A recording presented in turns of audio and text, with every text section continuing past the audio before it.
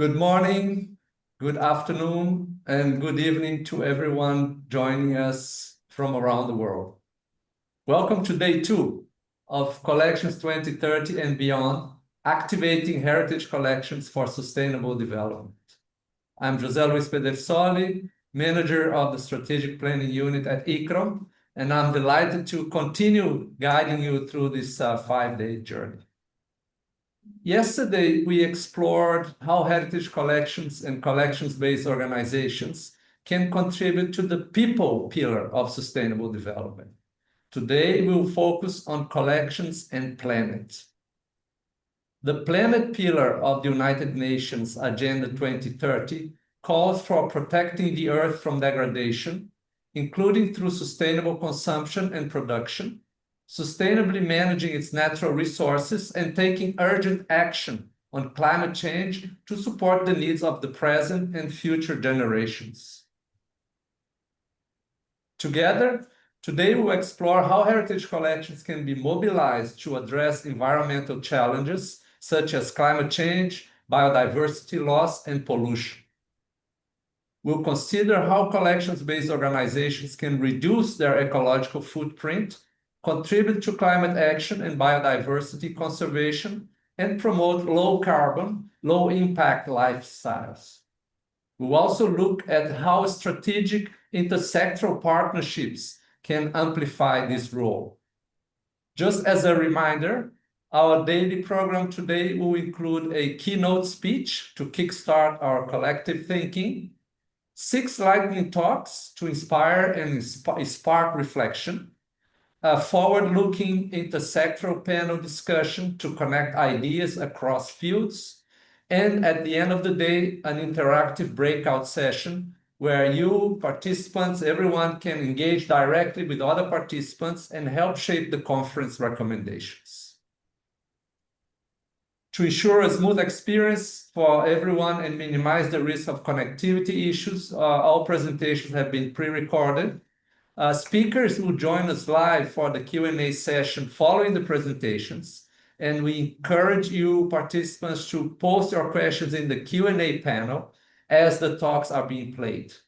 And please, when you submit a question, indicate which speaker it's addressed to.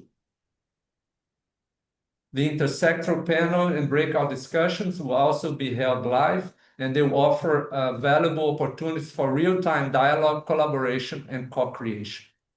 Messages from the organizers will appear in the chat. You might already have seen a couple of them, but please note that the attendees will not be able to post there in the chat, only in the Q&A panel.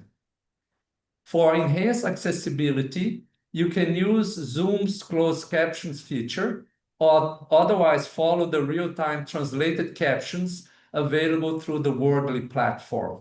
Instructions have been shared in advance and are also posted in the chat.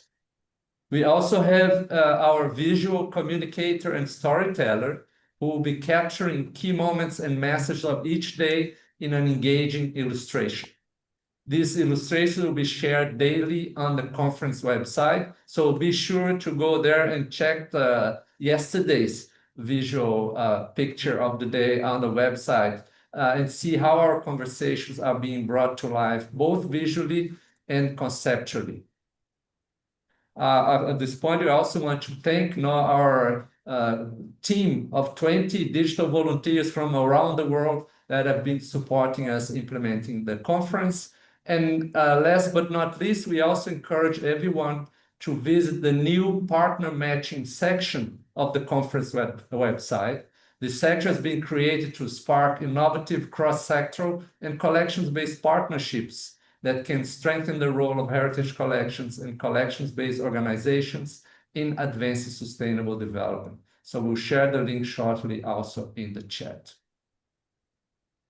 Now let's turn to our keynote presentation, and let me share my screen here to introduce our speaker.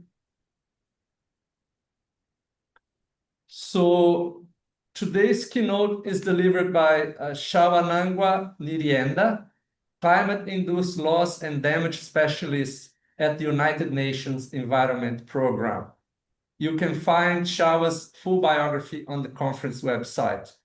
His presentation invites us to reflect on the role of museums, libraries, and archives in confronting the triple planetary crisis of climate change, biodiversity loss, and pollution.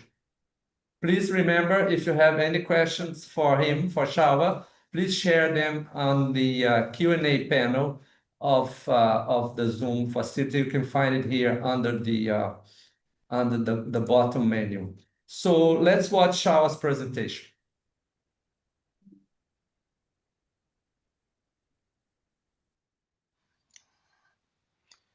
Hello, distinguished colleagues, ladies and gentlemen. My name is Shawanangwa Nyerenda, and I'm the loss and damage specialist at UNEP, based in Nairobi. It is a real pleasure and privilege to be with you today and to open this important session on unlocking the potential of heritage collection to address the triple planetary crisis. Allow me to extend my gratitude to the organizers and all of you present here today for your commitment to this important session. As you may know, UNEP described the triple planetary crisis as a crisis of climate change, crisis of biodiversity loss, and the crisis of pollution and waste. These three interconnected challenges are shaping our present and the future. As you can see on the screen, we are currently on track for 2.1 to 3.9 degrees Celsius of warming by the end of this century, and this is far beyond the limits of the Paris Agreement. And looking at biodiversity loss, 1 million species are currently threatened with extinction due to habitat loss, climate stress, and pollution.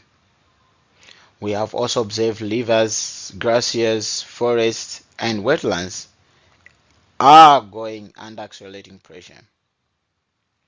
And when we turn to the crisis of pollution and waste, 7 million people annually are dying due to respiratory and cardiovascular diseases. And we have also seen a surge in zoonotic diseases. These crises are not an abstract, they are lived realities. Over the past years, we have seen how floods have washed away communities. We have observed how the species have disappeared from our ecosystems and how the air has silently undermined human health. Oftentimes in our work, we turn to data, policies, and frameworks. But today, we are invited to look at something different, yet deeply powerful. Collection. Heritage collections hold more than objects. They hold memory, identity, and knowledge. They connect us to the past while offering insights for the future. So, why do collections matter in this conversation? It is because they remind us that solutions to the crises we face are not only found in the science and innovation, but they are also found in the wisdom we safeguard, the cultural and ecological knowledge we inherit, and the communities that carry these stories. Corrections. They have been key in terms of housing long-term environmental data set, which is very critical for detecting and interpreting climate trends. A very good example are the tree links from museum collection that provide proxies for drought and temperature variability. This is data that has been collected over centuries.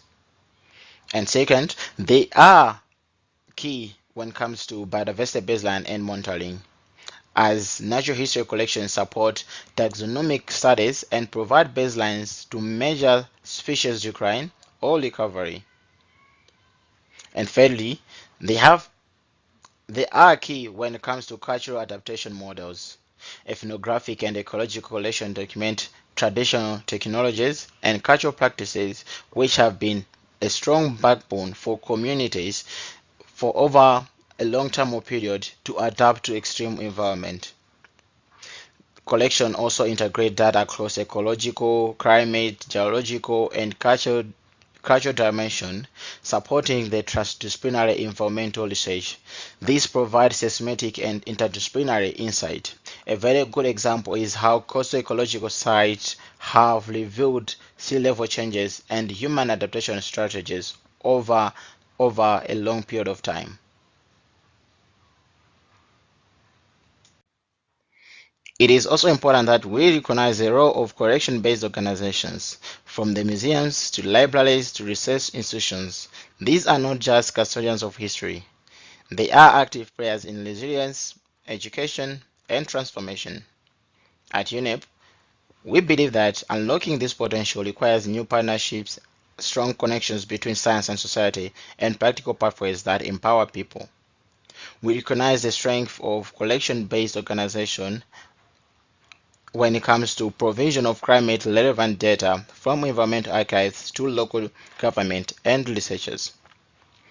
This environmental data or climate data, it is so critical when it comes to programming policies and practice that helps to strengthen climate adaptation, disaster risk reduction, and resilience building.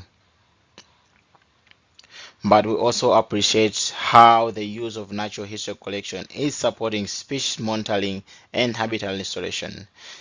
As a result, this trickle down to preservation of biodiversity knowledge.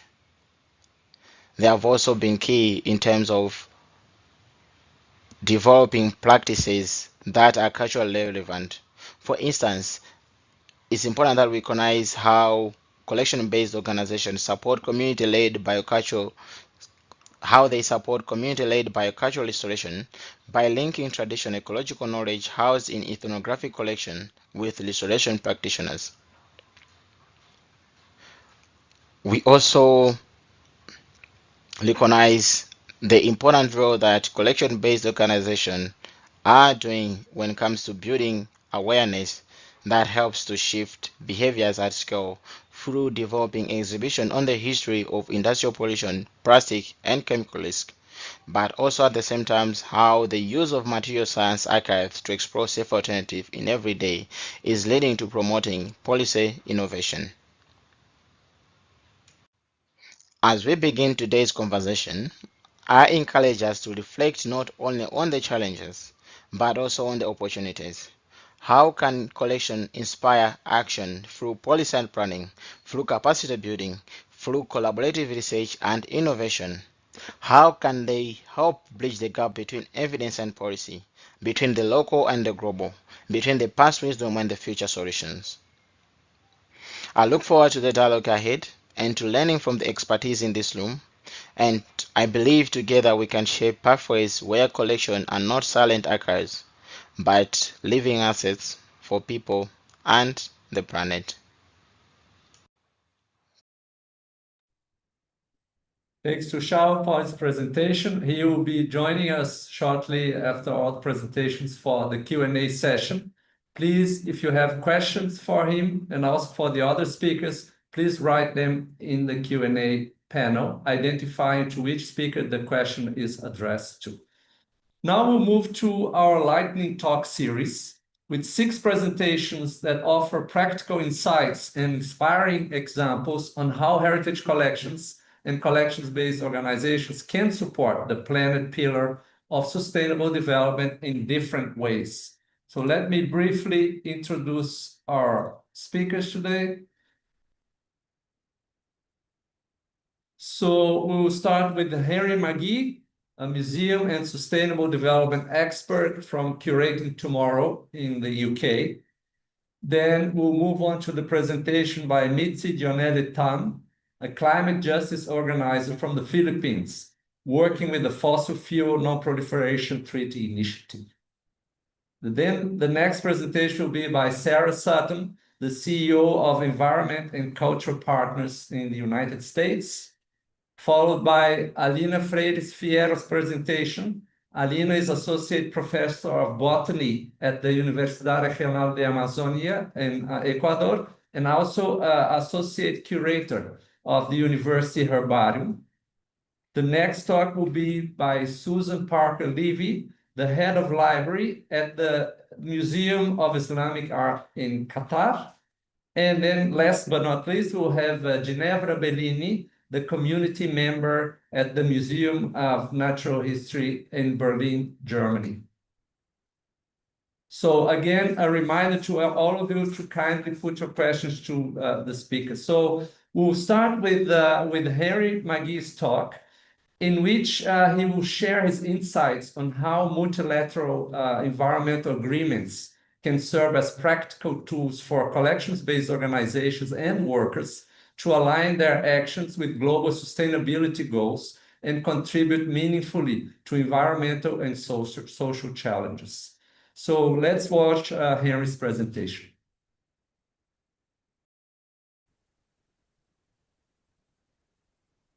Hello, my name is Henry McGee and I run a consultancy for museums and other cultural institutions called Curating Tomorrow. And I'm going to talk briefly about how we can use the multilateral agreements as practical tools to support environmental action with collections. So what are these environmental agreements? We can think of some of them as including the Rio Declaration, the Framework Convention on Climate Change, and the Convention on Biological Diversity, and they all come from 1992 from the Rio Earth Summit. And of course, we have the Paris Agreement, which supports the Framework Convention, and it's from slightly later, 2015, but still 10 years ago. So let's look firstly at climate action. So if we think about the Paris Agreement, it has the goals of reducing emissions, adapting to climate change, supporting funding for climate action, and promoting climate justice around the world.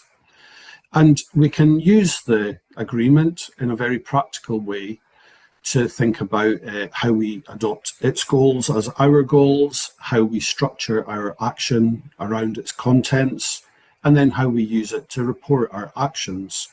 So we can really use it as a template for ambitious, effective climate action that already applies around the world. And so within the Paris Agreement, there is part of it is called Action for Climate Empowerment, is Article 12 of the Paris Agreement. And it has these 6 aspects to it around education, training, public awareness, public access to information, public participation, and international cooperation on climate change matters. And so when I look at this list, to me, it speaks very much of the work of museums, libraries, and other collection-based institutions. And recognizing that just a list of 6 actions is not enough, what else do we need? So we have a shorter term work programme for this called the Glasgow Work Programme. It runs till 2031. And it says in order to embed these 6 activities, education, training, and so on, there are 4 additional things that we need. We need policy coherence for climate action, meaning that different sectors need to make sure that their policies are really supporting climate action. We need to coordinate our action so that we act together and not alone. We support our staff and society with capacity building through tools and training. And we need more effective monitoring, evaluation, and reporting of our actions to help to scale up climate action. And we can use this framework to support the work of museums, libraries, and other collections-based institutions, but we can also use it as a framework, across society is really good. If we turn now to biodiversity, biological diversity, the main agreement is called the Convention on Biological Diversity from 1992, with these 3 goals about promoting conservation and restoration of biodiversity, promoting its sustainable use, including traditional use, and sharing the benefits of use more fairly. It also emphasizes the importance of science and knowledge resources such as collections. And like the Paris Agreement, it also includes an aspect on communication, education, and public awareness. There is a lot else in the convention around research and so on. And it has, again, a shorter term action plan called the Global Biodiversity Framework, which runs until 2030. And although I've put an image here of a natural history museum, because climate action and biodiversity conservation touch on many aspects of our lives, many kinds of museum, many libraries, many kinds of collection-based institution can connect with climate action and biodiversity conservation and use. And so we can say in a brief way that collections are multifunctional resources that help to educate and inform people about environmental change, environmental challenges, opportunities, and actions that they can take.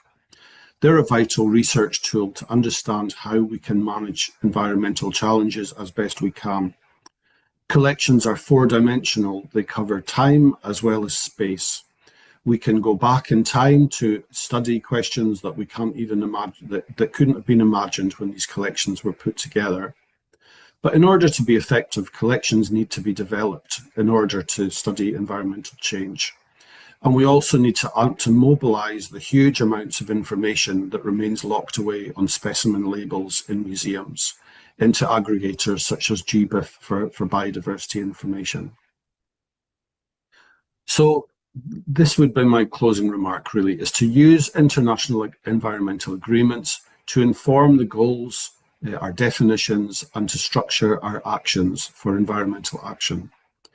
We can use their shorter term action plans as an even more focused way to do things. We can use these conventions and their action plans to communicate our actions. We can use them to help develop cross-sector partnerships that unlock the potential of collections. And to say working with the high-level agreements is really a very good, very practical way to contribute in direct and concrete ways to high ambition environmental action. And we can say that this is good for people, it's good for nature, and it's good for the institutions too. So I'd say thank you for listening. I'd leave my contact details here, and some of the guides that I've talked about in this presentation are available free, open access on my website, and the address is at the bottom there. So thank you.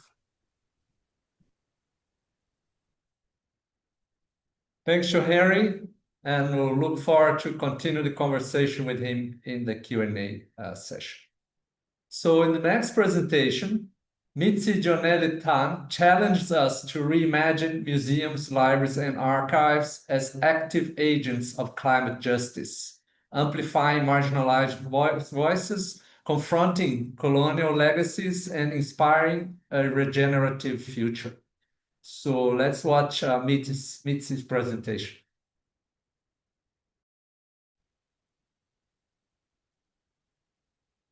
Hi everyone, I'm Mitzi Jonel Tan, and I'm a climate justice activist from the Philippines, where the climate crisis isn't a future threat, it's a daily reality. Floods, typhoons, and disappearing biodiversity are not just statistics for us, they are lived experiences.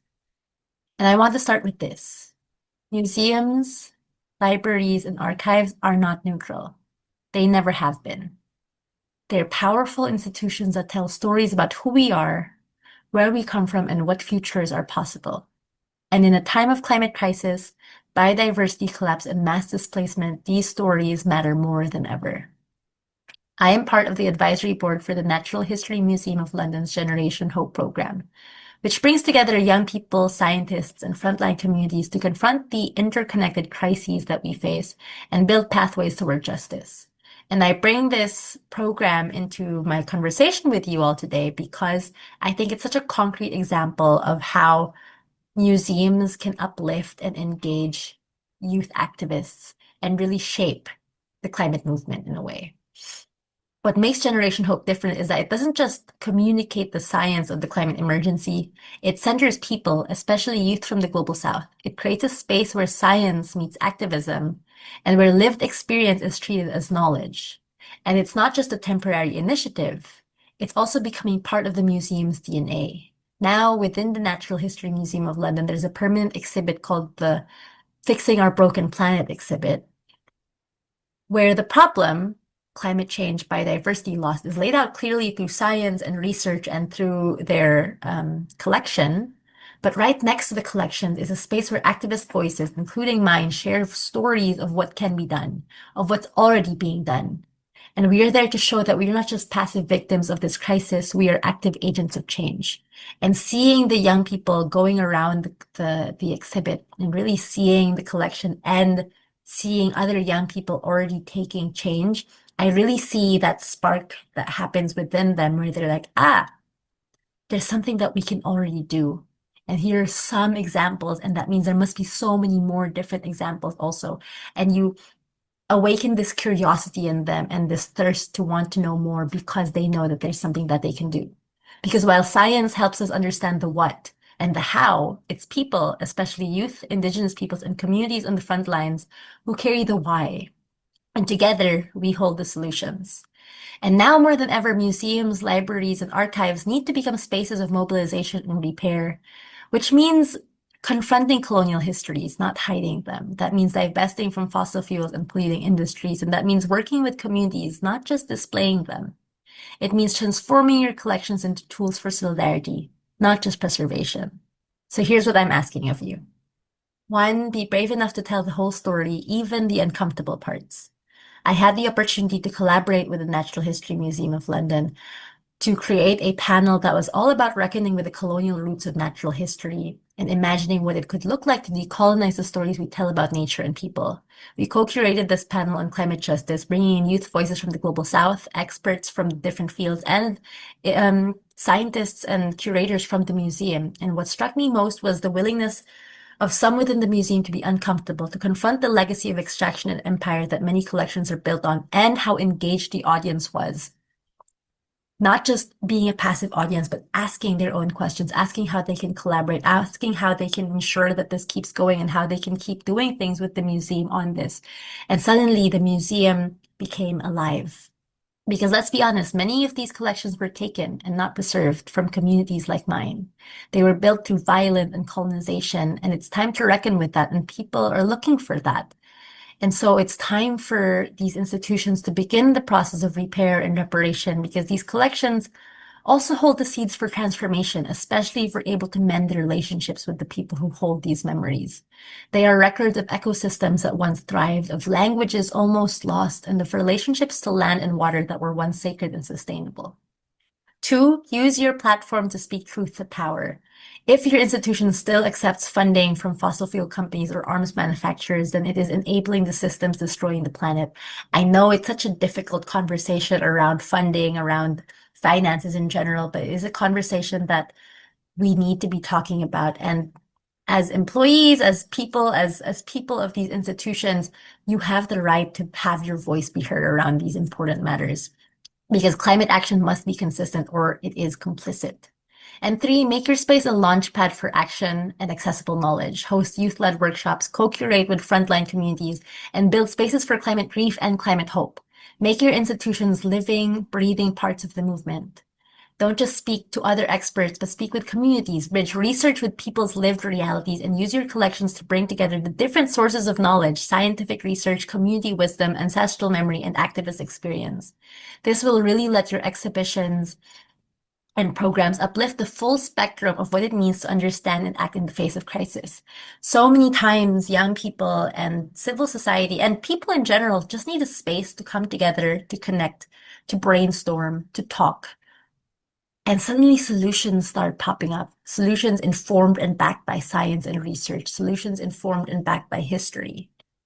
Because at this point, we don't need passive witnesses. We need active, justice-rooted collaborators. We need your archives to protect not just the past, but our future. We need your libraries to elevate the voices so often erased.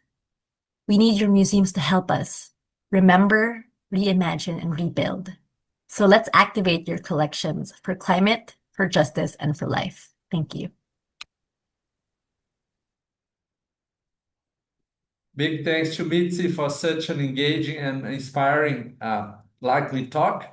So Mitzi will be joining us for the Q&A shortly. Please, if you have any insights or questions for our speakers, please share them in the Q&A panel. Thank you. So in the next presentation, we'll have Sarah Sutton, who champions the power of partnerships, showing how cross-sector collaboration can equip museum teams to accelerate climate action, tackle complex challenges, and find joy in shared progress. So let's watch Sarah's presentation.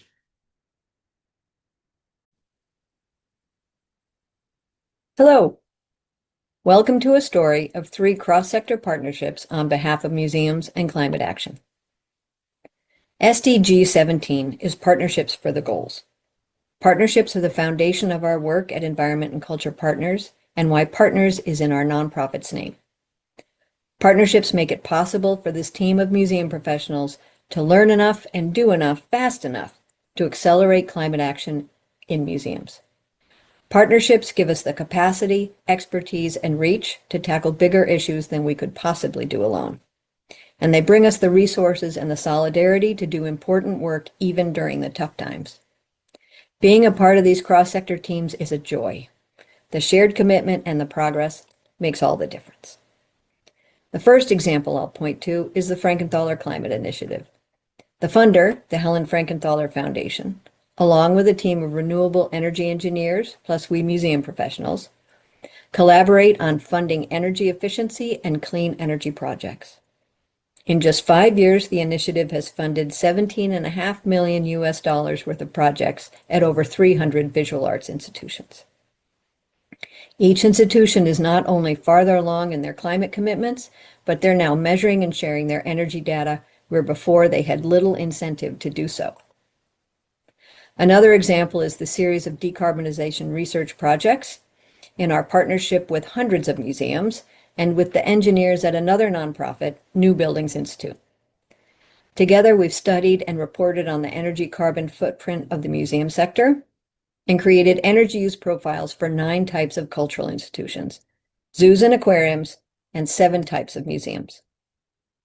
Based on our findings, and with an added partner of a consulting firm, we're now modeling buildings and the impact of adapting temperature and relative humidity conditions to save energy, money, and carbon, while maintaining collections care standards and reducing museums' climate impacts. The 35,000 museums in the US emit 4 million metric tons of CO2 annually, just from energy use. Just think of the savings in money, carbon, and environmental well-being if we were to get to zero. And the only way to get there is to go together. The third partnership is Caretakers of Wonder. I love energy data, but the core of this is museum work, the work that museums do to share our world and its resources with others. The Madison Children's Museum conceived of and led a partnership of the Association of Children's Museums, researchers at the University of Michigan, ECP, and 9 museum partners from all climate regions of the US. The museums all learned about and began planning to reduce their carbon impacts, and as a team, they created the Climate Action Playbook, a communications and educational resource on climate change and the environment. The focus is children 8 and under, and the audience is anyone who cares for and about children, parents, teachers, museum educators, caregivers. It's a kit that shows you don't have to talk about scary things or complicated things to address climate change. What's important is how you model and encourage caring about others and the planet. We know that children who spend time in nature with caring adults are much more likely to grow up caring for each other and the planet, and that is a worthy goal. So what about what we're seeing here in the US right now? Among us adults, we can say it is a scary thing. All of it means our work matters more. The last time the US stepped out of the Paris Agreement, a coalition of businesses, cities, states, and investors stepped in, and alongside them, the cultural sector, higher education, and healthcare. It was called We Are Still In. That cross-sector level of collaboration, sophistication, and visibility changed the work that we do. Its momentum accelerated climate action in the US significantly, and that group and we are still going strong in 2025. Government grants have been taken away from many, but they've been returned to some, and private funders are stepping in. And the museums, libraries, and cultural institutions who care about this work are still forging ahead courageously. I see no loss of momentum. No matter what the local mood, the national crisis, or institutional struggles, this work matters. And museums' position as dependable, well-loved community and national resources, that empowers us to reach out to everyone in ways that blend both urgency and agency. We can reach out to children and governors, businesses and presidents, visitors and residents. The joy of this work is in the partnerships that help us achieve our goals. There is joy in the teamwork and in the results. Thank you.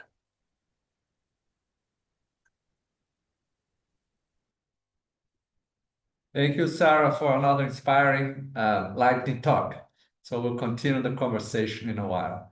So in the next one, we'll have Alina Freire Fierro highlighting the vital role of herbaria in sustainable development and calling for greater global collaboration to address the stark inequalities in botanical research between the global north and the global south.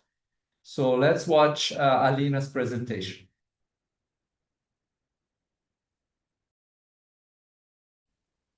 Hello, everyone. I would like to thank Jose Luis and colleagues at the International Center for the Study of the Preservation and Restoration of Cultural Property for this invitation. Today, I will talk about the importance of botanical collections on sustainable development. This talk is presented with my somewhat global perspective, as I have worked and done research at institutions in the Americas, Asia, Europe, and are members of many national, regional, and global scientific societies. Most of the data here presented are product of research done with undergraduate students at UTSIC Herbarium, where I am an associate curator. Ecuador, a small country with less than 300,000 square kilometers, holds more than 70 times the number of vascular plant species per square kilometer than other botanically rich countries like Brazil or China. Dried botanical specimens are deposited at herbaria. The specimens consist of the plant and a label. As an example of a botanical collection, we see here the photo of the QPLS herbarium, which, created in 1929, is the second oldest in the country and holds many nomenclatural types. In the world, there are almost 3,600 herbaria, and according to the Index Herbariorum, the highest concentration is in the global north. In a comparison between Ecuador and North America, there is a stark contrast. While Ecuador has more than 18,000 vascular plant species, there are only 850,000 specimens deposited in 19 herbaria. On the other hand, North America, with more than 15,000 native vascular plant species, has more than 80 million specimens deposited in more than 1,000 herbaria. This data and the distribution map clearly show the significant inequalities on the number of herbaria and specimens in the global north versus the global south. The importance of natural collections, natural history collections in fields related with sustainability is well known by the collections community. Martin Rudolfo and colleagues presented an overview of studies such as biodiversity, conservation, invasions, global change, etc., that have relied on information from herbaria. The analyzed studies had been published in high-impact journals, and very likely they were based on collections deposited in the global north. Collections from the global south are rarely featured in these high-impact journals. However, ongoing digitization of specimens in GBIF and other international databases could make information from the global south more accessible and relevant. Based on specimens deposited at 2 herbaria, we found that almost 50% of the species of Melastomataceae in Ecuador have medicinal uses.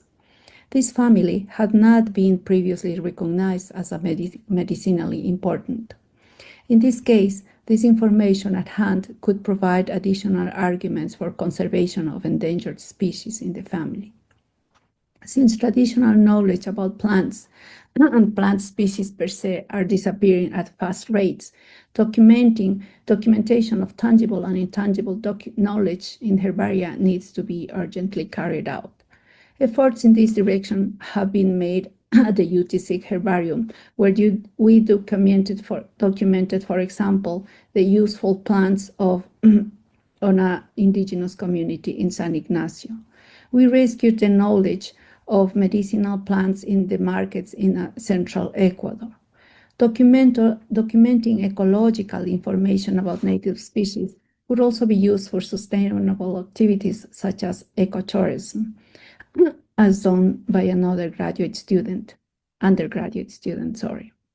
Prospection of potential species as natural insecticides could contribute towards a sustainable and healthier agriculture. Vouchers obtained in these studies are deposited at UTSIC. Herbaria are also very important for educational purposes. Younger generations need to be exposed to herbarium collections and fieldwork so they could become more active in fighting against the drivers of climate crisis. To summarize, herbaria are pivotal in the documentation of study of botanical and cultural diversity, which could be tangible or intangible. They are also very important in studies related with basic and applied research. Sometimes something we need to remember and see how to change it is, however, that the countries with the highest diversity are the ones with the lowest number of herbarium. Education, exploration, and potential applications and sustainable use of plants and collaborations at all levels are essential to promote research for more equitable, inclusive, and sustainable planet. Many thanks.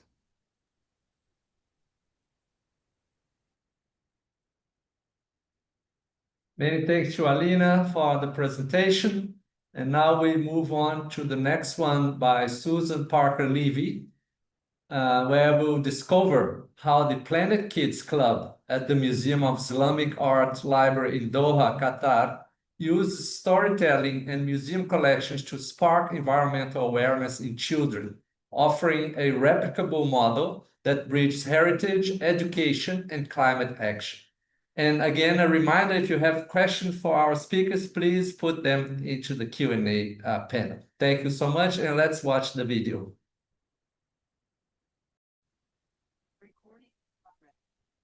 Hello, I'm Susan Parker Levy. I'm the head of Museum of Islamic Art Library, and I'm here to talk to you today about connecting our program, Planet Kids Club, to museum collections.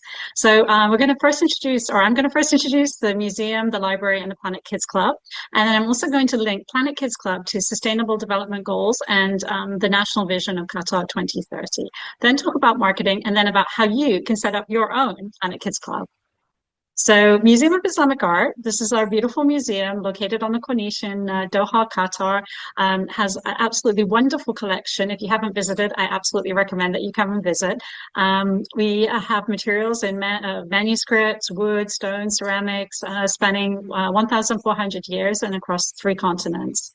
And within the museum, there's our library, which I'm the head of, in which we have a collection of 37,000 books. We have a rare book room, a children's library, and we have 4 programs which are really important to us, which is our book club, our story time, our Planet Teens, and our Planet Kids Club. So I'm going to go into a bit more detail now about the Planet Kids Club. So it happens every month on the last Tuesday of the month. It's for children ages 5 to 10. And each month we take a specific subject related to the museum. So it could be glass or wood or anything like that. And we link it to a story to showing the children the object in the museum, an activity, and a top tip. So this whole program began back in 2021 during the difficult time of COVID, and you can see the original setup was just the kids online, and it's now grown to a very vibrant program.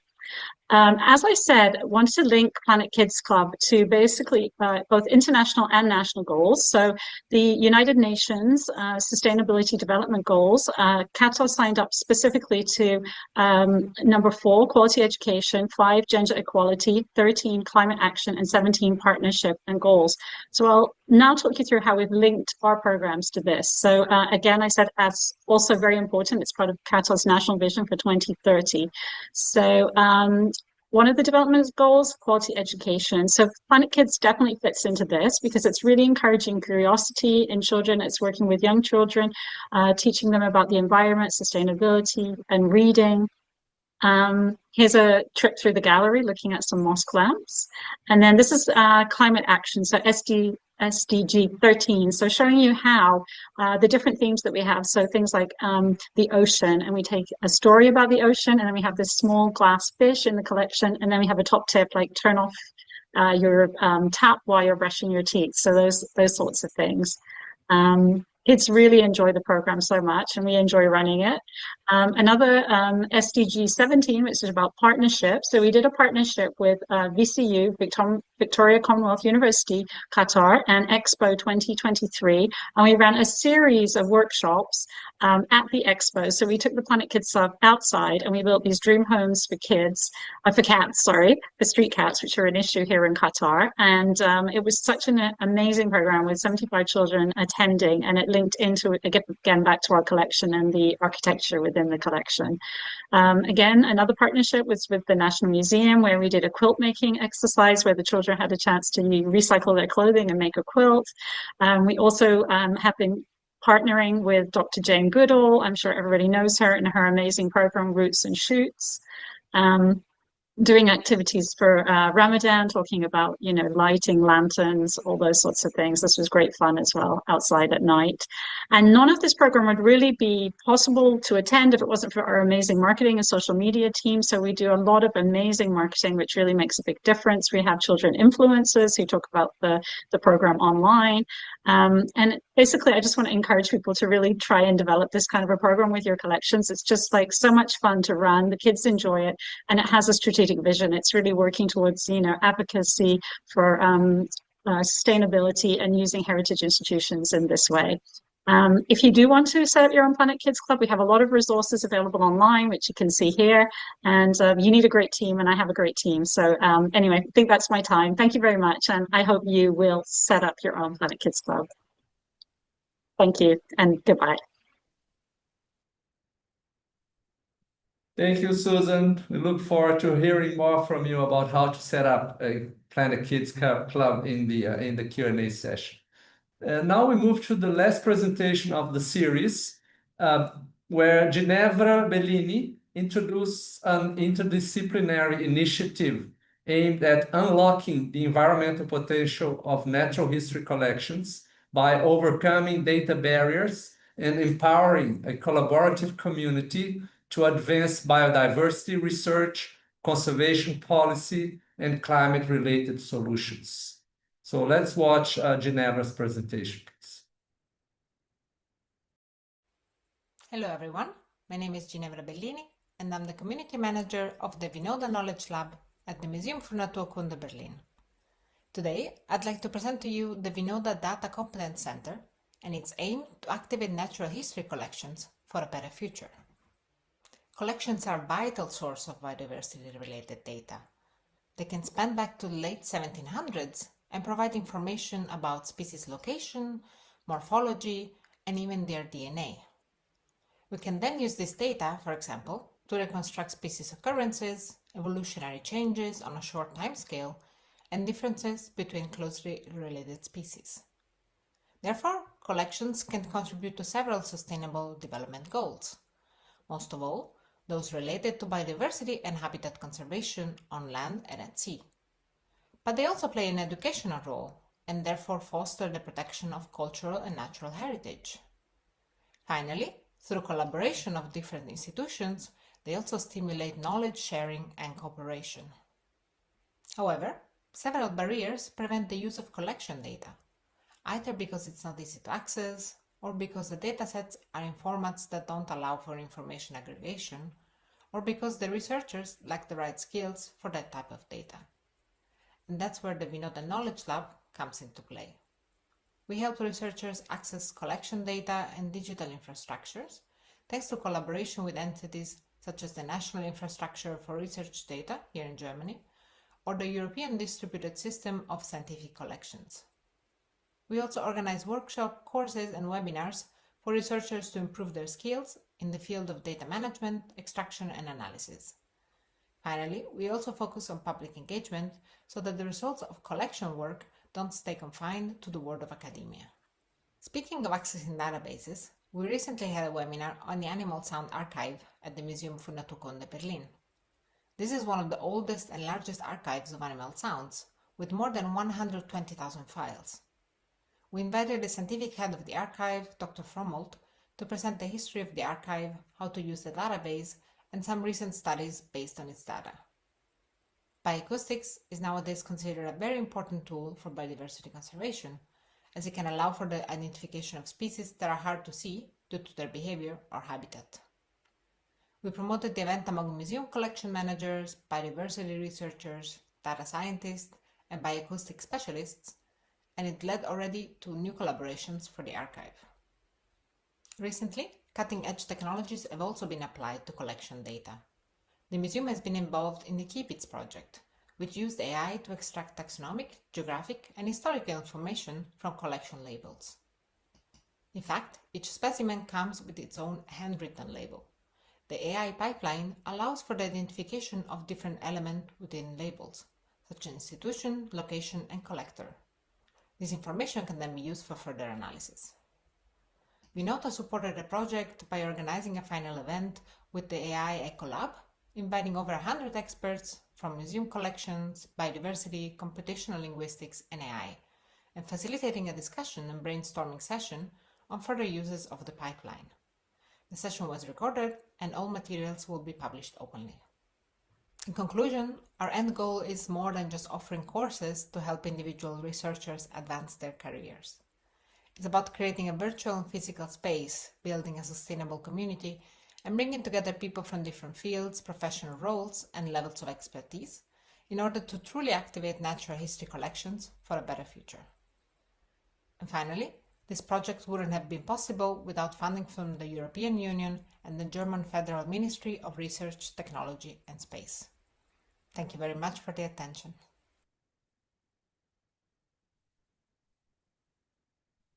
A big thank you to all our presenters for the thought-provoking contributions.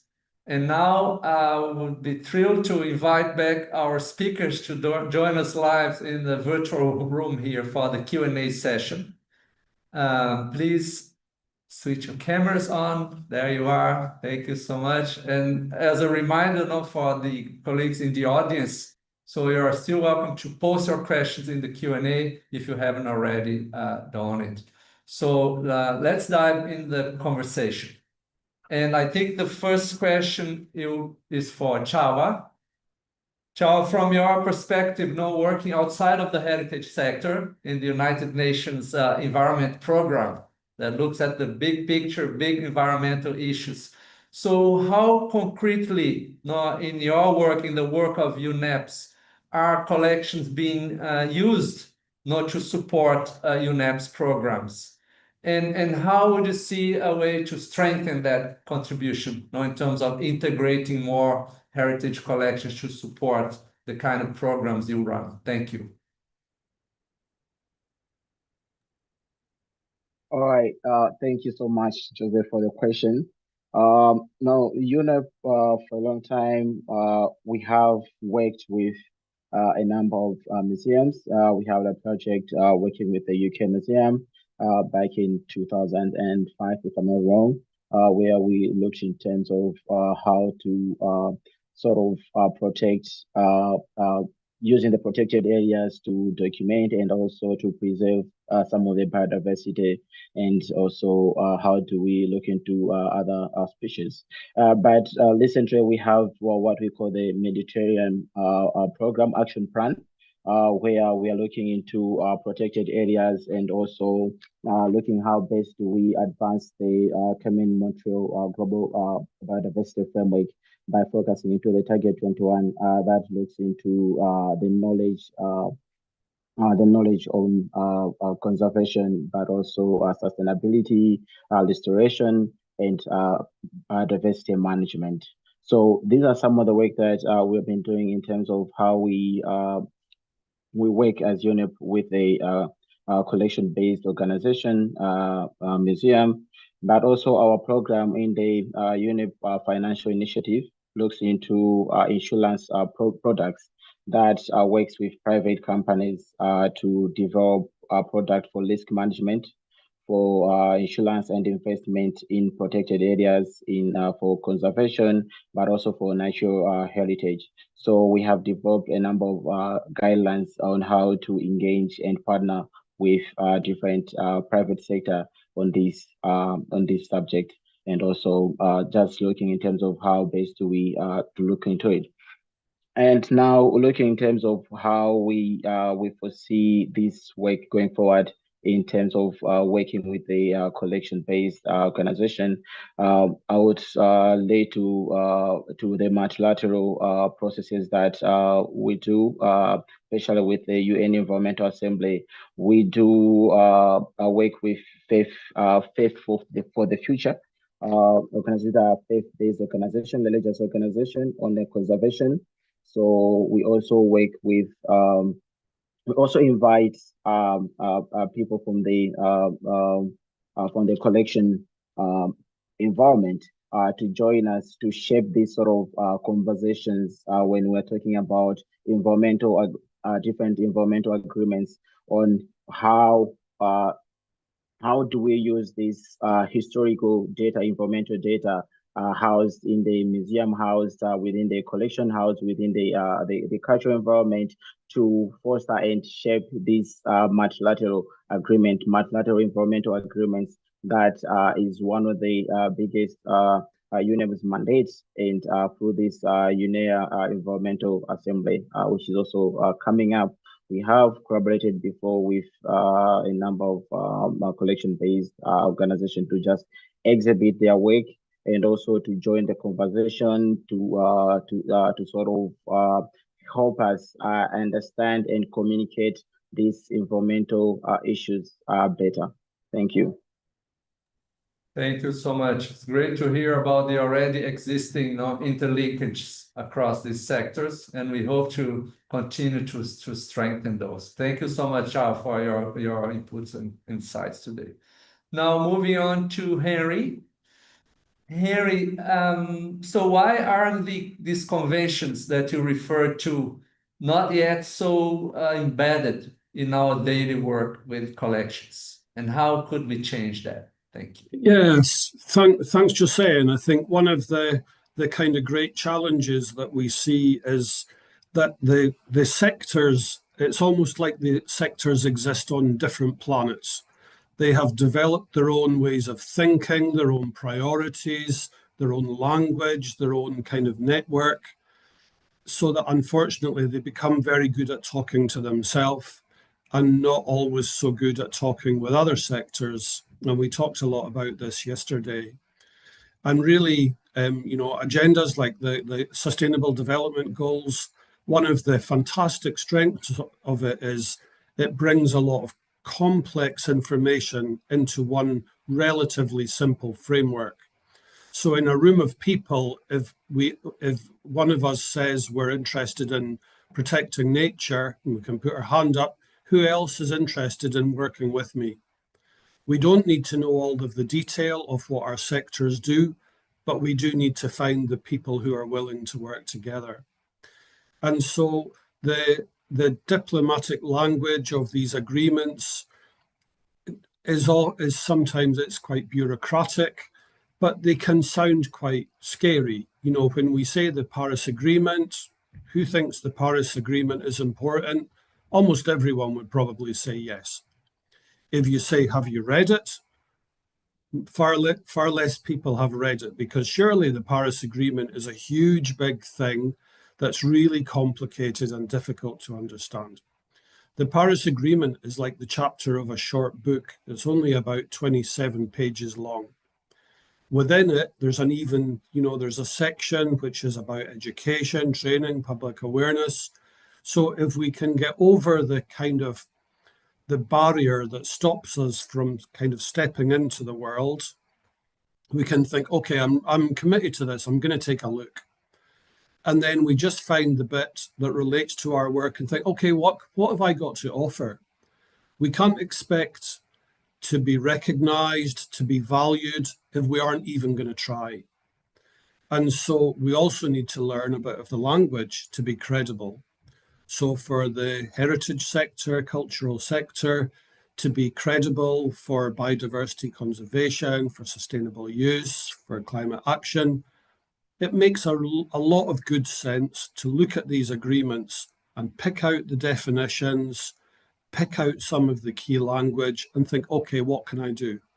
We empower ourselves and then we get to work. And so Chawa had mentioned about the work of UNEP. There's a really brilliant initiative at the moment called the Decade of Ecosystem Restoration, a UNEP-led initiative. It's an invitation to take part. So we don't just talk about problems or what we could do or what we should do. We just get on and we do it. It's really practical.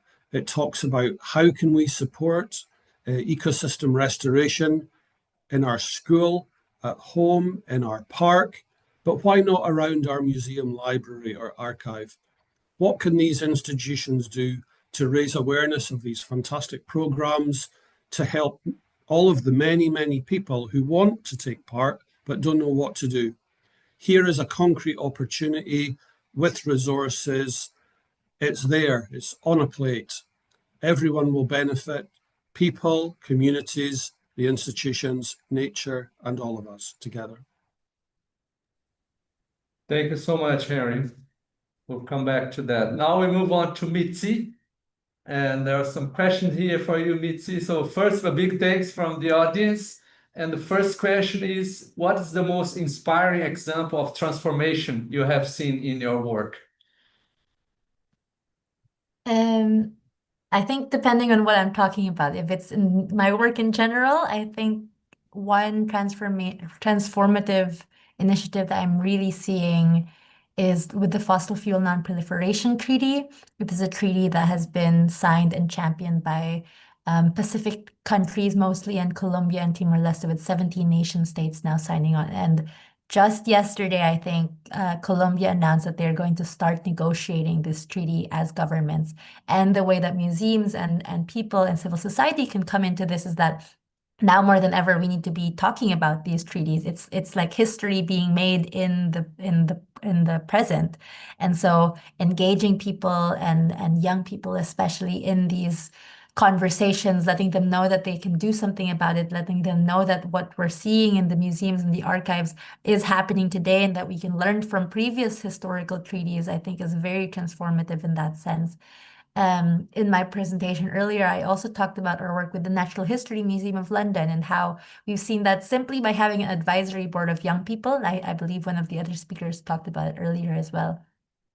It slowly, first it was just programs and workshops, and then slowly it became permanent exhibitions. And so having an advisory board of young people there, having a relationship with them and letting them have a say in some things really changes the way that young people are being brought into the museum world, really how climate justice is being brought into it, because we really start to see that intergenerational collaboration. Thank you so much. And then just a quick follow-up on that one. I mean, because it was so inspiring not to hear from your example with working in a museum. So what tips or recommendations would you have for other activists and other museums around the world to join forces like that? I mean, to engage in this kind of relationship and transformative work. Thank you. I would say for other activists, try to reach out to the museums and send letters. We've done this in the Philippines, with some museums being more receptive than others. But try to reach out to them and offer hosting circles of conversations around some of the pieces, or actually having an interactive museum, or having some of your protests or your protest arts in the museum as well. And then seeing how you can collaborate with this and really getting creative with it. With the museums, my advice is, again, have an advisory board of young people from different sectors of life, because then it really transforms the way things start. And if that is a bit too difficult to go to right away, then it could start with having a youth program and bringing young people into the museum, having them feel comfortable with it. And then you'll start to hear them have their own ideas when you give them space to interact with the museum themselves. Thank you. And just one last one that just popped in the Q&A. So it's attendee that says, as a nonprofit and donee institution, the companies with money to support fundraising efforts of our museum are mostly non-green industries. So what do we do? I mean, where we will get the funding if not from them? It's difficult, right? Because if we really look at all sources of money, there will always be some form of exploitation, and either with workers or with mining industries or with everything. But it's good to have, not just because we can't do it perfectly doesn't mean we shouldn't try. So at the very least, I think directly getting from fossil fuel companies is quite clear that if you are a natural history museum, if you're a museum that talks about planetary boundaries, then there's just clearly the science says that there's something off there. Especially because I've seen, and I'll call out the museum in the UK, for example, with the Science Museum, very clearly their climate change exhibit was sponsored by Shell. And so you already know then that the exhibit won't be as truthful as it needs to be. And that, I think, is a disservice to the museum, to the archives, to the people coming into the museum. Or if you will have that, then at the very least have something saying that, hey, we recognize that this is our funder, but we also try to make sure that the collection is as true as possible. And the fossil fuel industry has is implicit to the climate crisis, and we're also seeing it with Palestine, for example, where a lot of schools and institutions are starting to boycott and divest. It is possible. It doesn't mean we have to do everything completely, but having targeted things and having clear red lines on some certain things, I think is really important. At the very least, I really think with fossil fuel industries, any museum that says that they recognize planetary physical boundaries should start to question that, at least question it. Or I've even heard some museums getting money from climate change deniers, and it just makes you question, like, oh, what am I allowed to say as a museum if a climate change denier is funding me? And so it's a question to be brought up, and it's a discussion that will take long within your institutions, but it has to start somewhere. Okay, thank you so much, Mitzi. Now we move on to Sarah. So Sarah, so how can museums initiate this kind of partnership to decarbonize that? I mean, you so kind of nicely showed us. But let's say, should museums do if museums themselves they want to initiate this kind of collaborations? And are there resources, beyond a partnership? Are there resources that they could use to kind of initiate that kind of work on themselves, by themselves? Thank you. Thank you, Jose. Morning, everyone. The climate work that we've done with individual institutions got started because we were conversations in hallways, at conferences, in our own visits to museums of people who were stuck about how did they manage the energy and how do they understand energy and carbon impacts at their institutions. And when we had a few people who were asking enough questions, that told us there was a research project there. There was a demonstration from the field that could be endorsed by associations and funded by interested foundations to address a question that was shared in the field, that these voices were representation of issues. And so just truly by conversations in the hallways, we started to realize that there were enough people there that we could do our first research project. And we started that first research project, worked with 138 institutions by reaching out to groups that had more members, more numbers in their association membership lists or in their informal partnerships, and said, we'd like to understand energy use. Are you interested in sharing it with others? Sharing this information with others to get an aggregated result.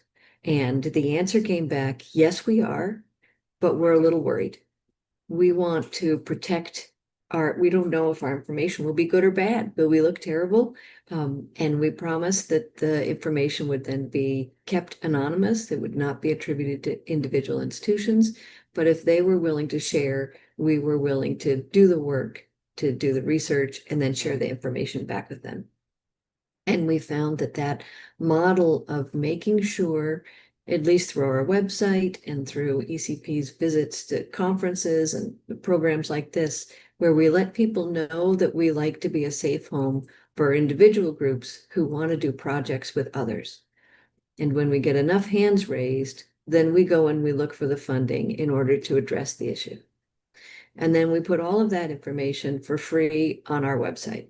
So all of the collections and energy information that we're publishing is available at the ecprs.org website, and you can research it. It is all federally funded, so it is freely available to the public. You had another question in there. Sorry, Yes, please go ahead. You're checking the question. What was the last bit of the question? How people can find the information and Yes. do themselves. Yeah. For energy research on your own institution and how you save energy in the United States, our utilities often offer free energy audits that send somebody to walk through the building with you and look at your energy bills and give you your first ideas of what are the next step for saving energy. So usually that's free. And increasingly, we're finding that there are funders who are replacing federal funding for this sort of work. Private funders who are supporting understanding energy use. Very often the museums will say, we want to do this for planetary health. But just as often now, people say they want to do it to save money and to reduce demand on the energy system. That is a more politically correct statement at the moment, but it's also true. In both cases, we are saving money, saving energy, saving carbon. Okay, thank you. And just another question that just popped in for you, Sarah, as a follow-up. So with greetings from the Digital Heritage Preservationist platform. So the question is, I'd like to hear your perspectives on human-centered collections in relation to a living archive with the intention of fostering cultural memory stewardship where indigenous knowledge systems are sustainably preserved. So should I repeat that? I'm also getting, oh no, so that was a question to someone else, sorry. The Sarah in the chat distracted me. The question on digital archives, I do need to hear it again because I was reading it. Yes, so they'd like to hear your perspectives on human-centered collections in relation to a living archive with the intention of fostering cultural memory stewardship where indigenous knowledge systems are sustainably preserved. Thank you. So I've been listening to the conversation about proxy data. So that's the material in heritage collections that tell us that are evidence of climate change. We can't measure climate. It is not a tangible thing that we can get a number on. We can measure change, though, indicators of change over time.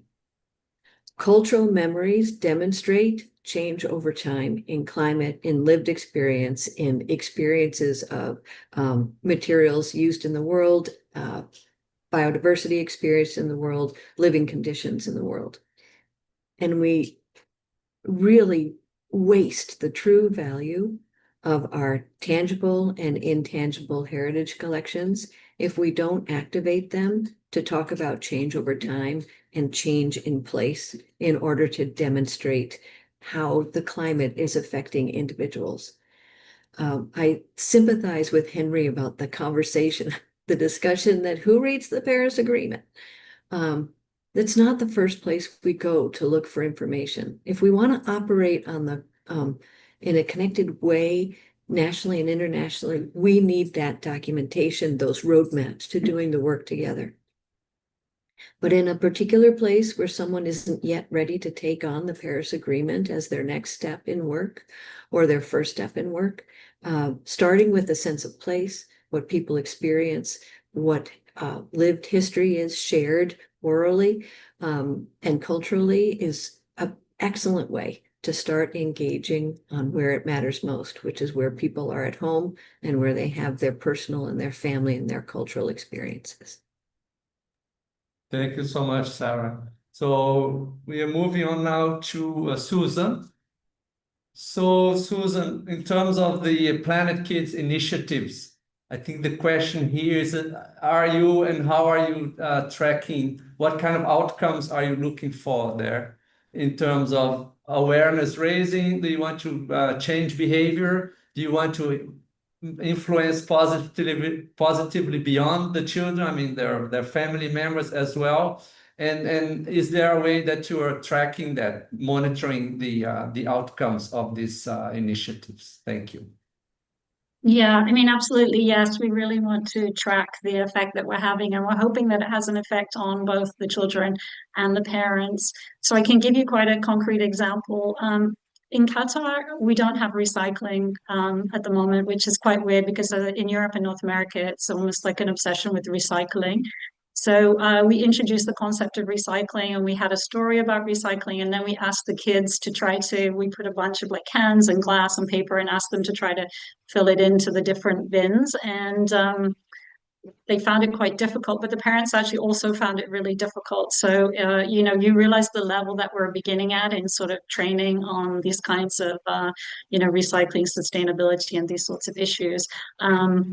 So that's kind of like one example, but at the end of each of the sessions, we're collecting data from both the kids and the parents about what they learned from the session.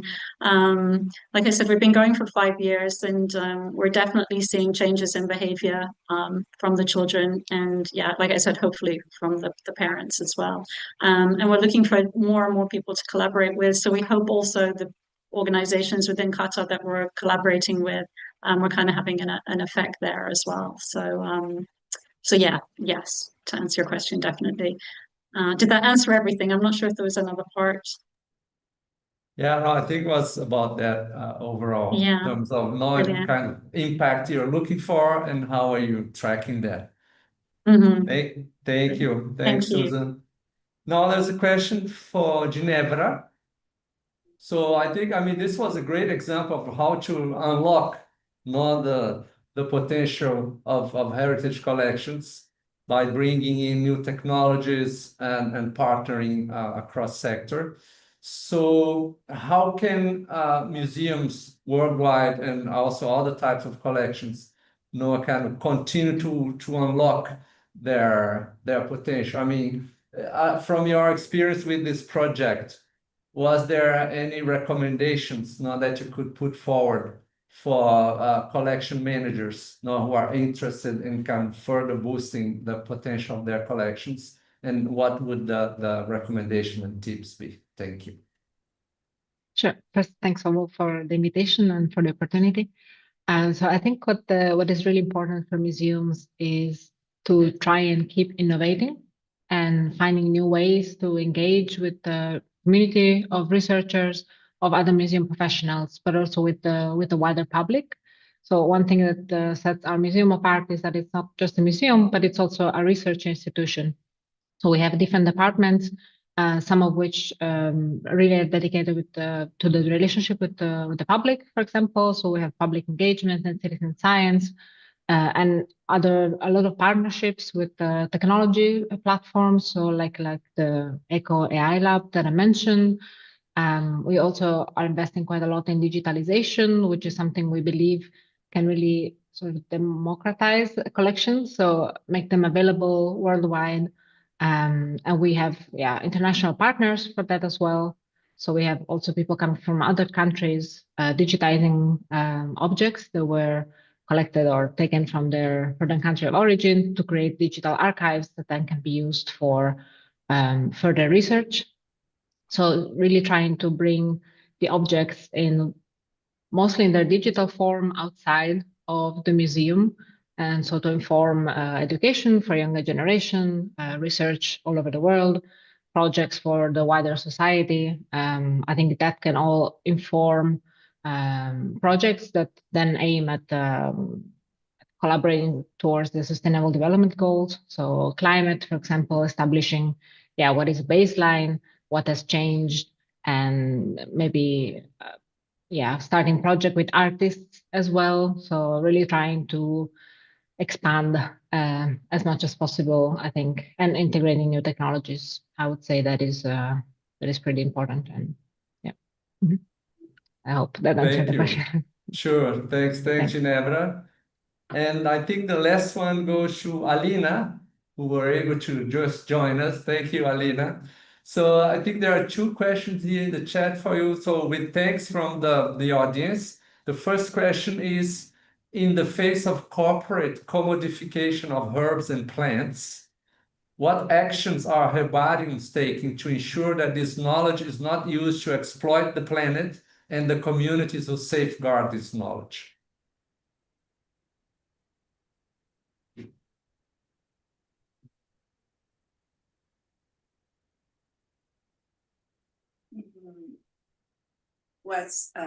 Hello everyone. I'm sorry. I was I was not so clear with the timing here in Ecuador. Thank you. So the question is whether we are sure that they don't exploit the knowledge or the plants herself. Yeah, if I can repeat. So what actions are herbaria taking to ensure that the knowledge that's embedded there is not used to exploit the planet and the communities who safeguard this knowledge around herbs and plants and their traditional uses? Yeah, well, I think first, at least in Ecuador, if you want to learn about uses of plants, you do need to have a permission from the communities. So only after they've given you this permission, you can go to the communities and ask about uses of plants. One way of about not letting exploit could be perhaps alerting the users, to the communities about the importance of their plants, and also to let them know about the conservation status of these species. If these species are, if they are endemic and they are endangered, so the communities, owners of this knowledge, they need to know about that. So they could be very protective of those plants. Now, if there is a species, for example, that has a great potential in, as an antibiotic, perhaps then could be a collaboration with researchers who do, for example, what's it called? The word doesn't come to my mind, in which you look for the active components of the plants and then you develop them synthetically, or to help to the communities cultivate those plants. Because it's true, if you start exploiting species that have potential or actual economic importance, then of course they could disappear after some time. So with synthetic biology, that was my learning how to produce these principal components through that, and also stimulating the communities to cultivate them. So that would be a nice way of improving or encouraging them to learn, and not only the communities, but also the academic society or the students or the university, on doing much more research, for example, in phenology, in the reproductive strategies, how to cultivate them. For many species, we don't have any of that information. So I think that those could be some ways of avoiding this extinction or exploitation. Yeah.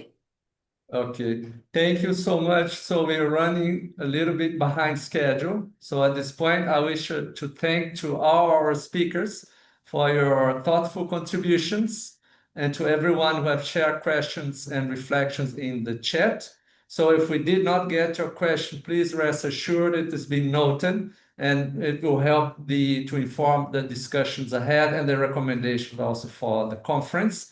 And again, with a big thanks to our speakers, we'll now take a short 10-minute comfort break before we reconvene for the live intersectoral panel, where we'll connect ideas across fields in real time. So big thanks and see you in 10 minutes.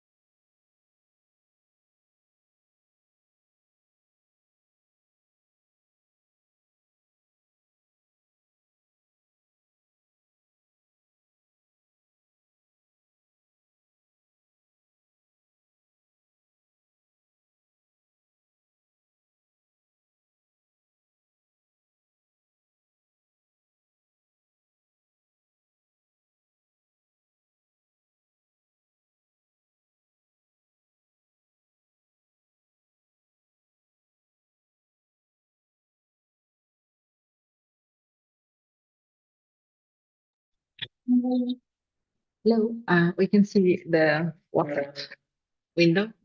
I don't know if you wanted to share, just letting you know.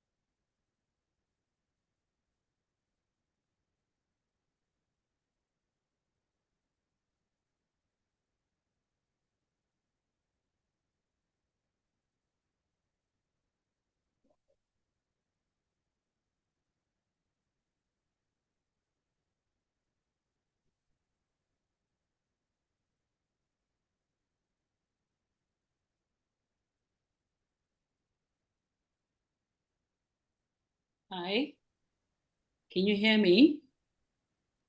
Yes, yes, that's working well, Sarah. Thank you. See I you in hope a you don't bit. mind my background. It's fine. See you in a little bit.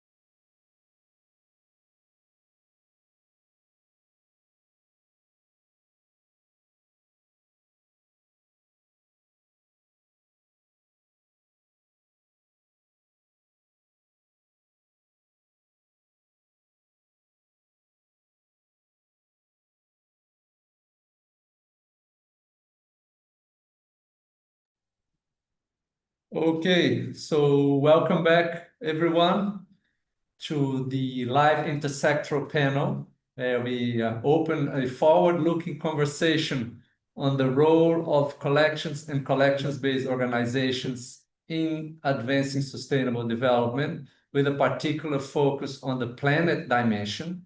That is to promote biodiversity, conservation, restoration, climate action, and sustainable production and consumption as vital contributors to a healthier, more resilient future for everyone and for our planet. So I'm delighted to introduce our panelists for this conversation. So we have Sara Ahmed. Hello, Sara.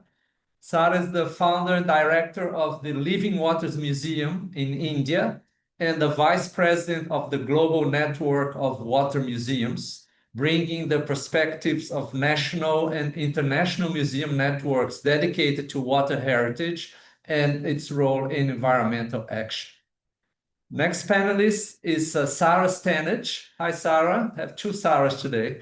The executive director of the International Institute for Conservation of Historic and Artistic Works, IIC, which is also one of the core organizers of this conference and the key organization in the global heritage conservation community. Sarah brings to the table her experience and insights on how to integrate and foster environmental sustainability in heritage conservation practice. Then we have Matthew Pai. Hi, Matthew. Welcome to the panel. Matthew is the head of philosophy at the European School Brussels II and founder of the Climate Academy that aims to promote climate education for system change.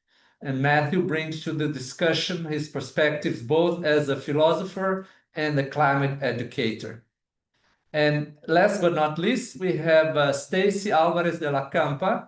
Hi, Stacy. Co-founder and vice president of the Climate Rights and Justice International, bringing her insights and expertise in as a legal and educational consultant and environmental activist with a background in law, education, and climate justice. So you can find our panelists' full biographies on the conference website. And to moderate this panel, I'm delighted and pleased to welcome back Henry McGee from Curating Tomorrow. Hi, Henry.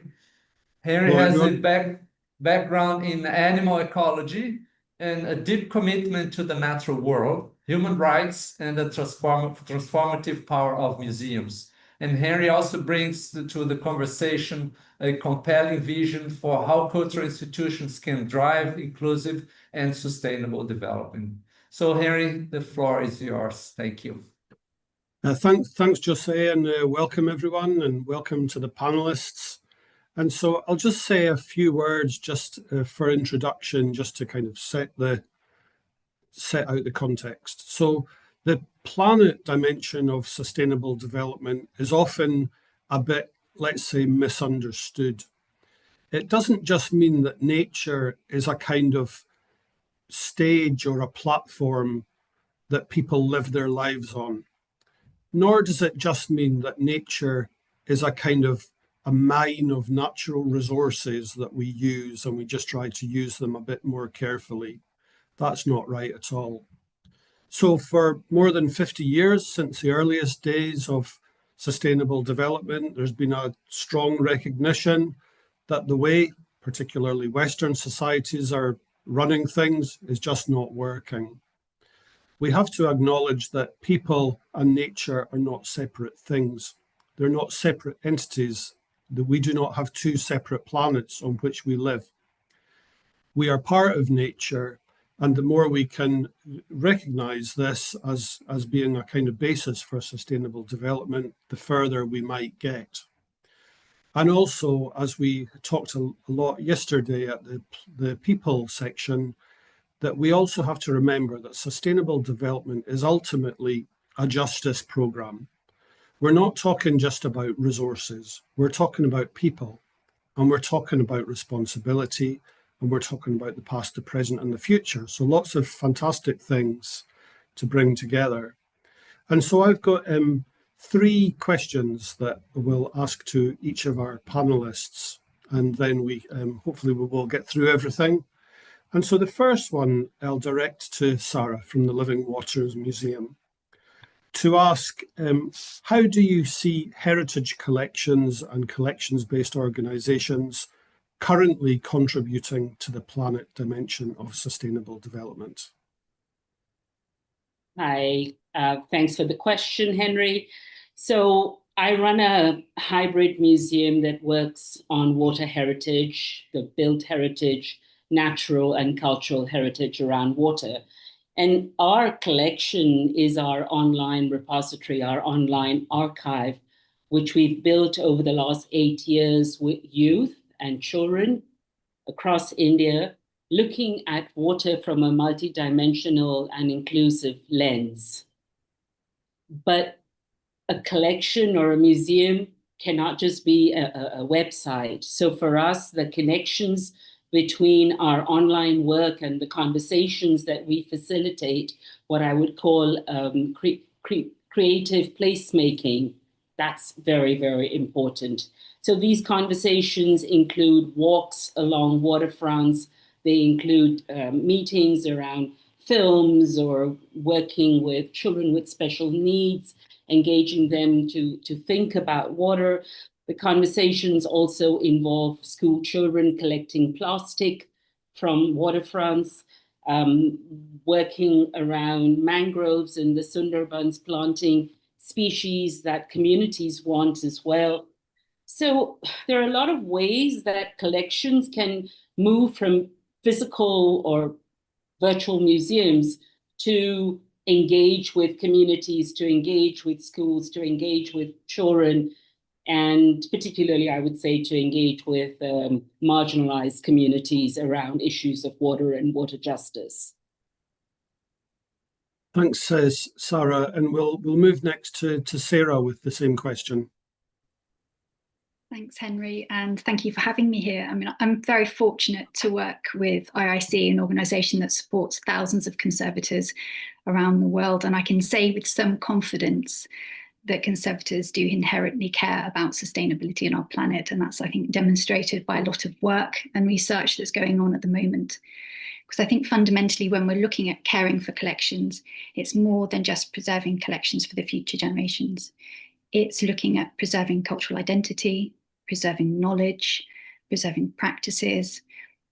And I think critically, that's about preserving humanity and our planet. But it goes beyond that. It's more around the inspiration of those collections for future sustainability initiatives. So looking at how we can use those collections as sources of inspiration. They're just incredibly useful in terms of looking at discovery in practice, things like that. And I think they're underutilized and valued in that space. And I think that's something we need to do better on in advocating. I also think, within collecting-based institutions, whether that's museums or libraries or archives, there's an opportunity as well to lead by example, whether that's reducing in terms of carbon footprints through to education programs, just as Sarah's been saying as well. It's just incredibly interactive in terms of what the opportunities can do with collections. So yeah, I think that there's a lot of really good initiatives. I'm hoping to share a few more in this example, but I'll hopefully share that in a while in terms of what we're hoping to achieve as well, working with conservators quite closely around the world. Yeah, thank you, Sarah. And we'll move next to Matthew with the same question. Hi, Matthew. Yeah, thanks. I think fundamentally sustainability, climate, resource extractions, and all of that is interdisciplinary. It cuts across every sector, it cuts across everything. And so if I speak as a teacher first, I'm here in school today. We have schools which are functioning in silos. We have chemistry, physics, maths, and so on. We have a whole society in a way which starts from the beginning in a siloed way. So I think what museums offer is this incredible opportunity to think in this 360-degree scope about everything. And secondly, schools are one of those precious places left on the planet where we're only interested in the truth here. We're only interested in reality. We don't have another agenda. As teachers, that's our currency. That's what we deal with. And let's say out there in the commercial world or in a political world, which is driven by, let's say monetary forces in general. Schools and museums share that sacred space like that. And if I kind of double down on those two aspects of it, all these climate and resource issues, if you take students out of their normal, this kind of liminal experience that you get in a museum or in any kind of space like that, you feel this extra capacity to think and reflect, and outside of those normal paradigms. So I think in that very general space, you have this something very precious, this kind of liminalness. And of course, just more very specifically to finish, if you zoom down on the actual objects that you get to interact with or engage with or to contemplate and so on, there is a power in those objects that they're in a museum or they're in a collection for a reason. They're there because they're powerful cultural objects which manage to capture some universal truths, and that's really if you mobilize those objects, you can really communicate some very powerful things about the human condition and our human situation, which in a way would just be almost impossible with a paper and a pen or something like that. Yeah, thank you, Matthew. And lastly, we come to Stacey with the same question. Hi, Stacey. Hi there, everyone. Hi, great to be here. I think kind of leading on from what Matthew was saying about, the idea of cultural heritage, I think, heritage collections, they do provide this amazing foundational sense of a collective identity that I think it's really, really important for us to build on. So there's this, insight into the past and the connection of that past to the present and the future. And you feel part of a time continuum that's kind of larger than yourself. So the idea of students feeling that and knowing that they're doing something that connects them to something bigger than themselves, I think you can feel that at a real emotional level. And that, I think, is a kind of an awakening. So this kind of holistic overview provides a way to get to know the planet, to get to know the people and the planet. And then I think that's kind of like a spark to, it's an inspirational spark, and it makes you want to learn as much as possible. And I think if we can tap into learners, the intergenerational way that you can learn through a deeper, intimate knowledge of heritage collections, I think that in turn builds a sense of hope and empowerment. And then from a climate point of view, you want to protect the planet, the people, all the intersections in between, and just kind of take it from there and build a sense of resilience. So I think it's, heritage collections play a really important role in that regard. Thank you. Yeah, thanks. And just to kind of lead us into the second question, I think I would make a few comments that whether the heritage organizations, whether they contribute, positively or not, to me it's often painted as a bit of a simple question. It's not like a paint color or something like, are they sustainable or are they not? They're really different. So they contribute positively. To me, they contribute both positively and negatively to the planet dimension. They can educate people, they can preserve cultural heritage for current and future generations. Also, they can educate people to look after nature. Unfortunately, they could also educate people not to look after nature. And also, they often have a very heavy carbon footprint.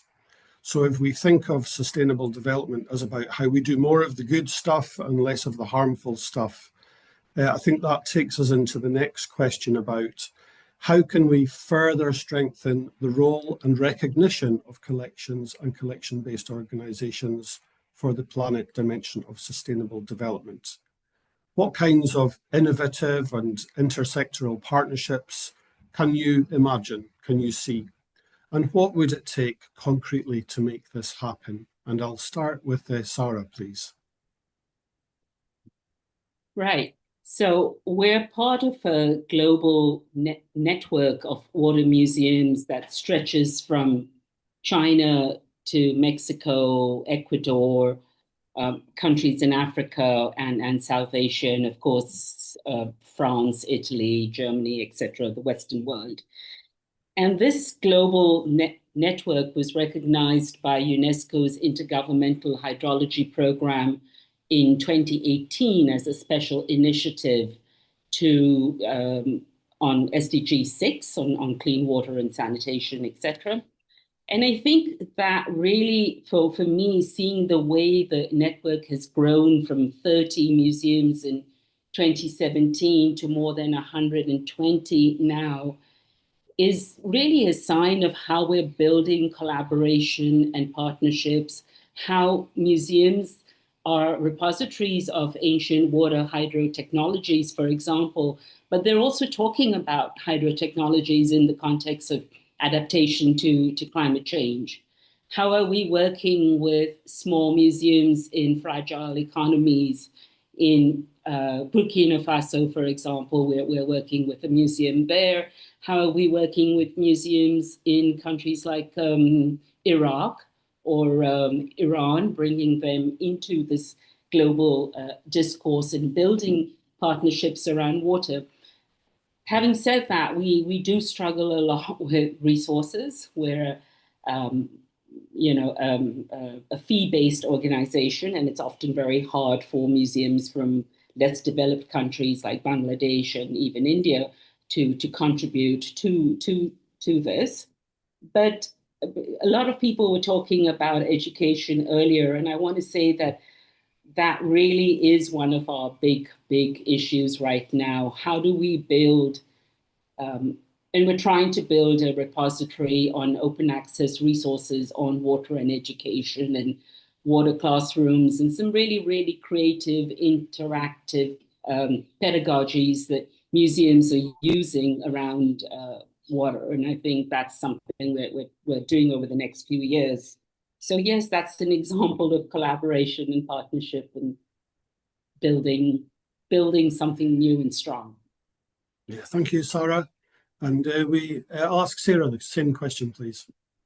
Thanks, Henry. This is the exciting space for me. It's such an opportunity area, genuinely. And I think in the last year or so, we've seen, so much goodwill around, particularly within sort of the conservation field, for moving forward some of these really overwhelming, quite complicated agendas around climate and around environmental responsibility, and really advancing practice into really exciting spaces around research and development. And we created a program just over a year ago. It's just concluded around innovation with many conservators around the world. So 30 conservators called Innovate Scholars.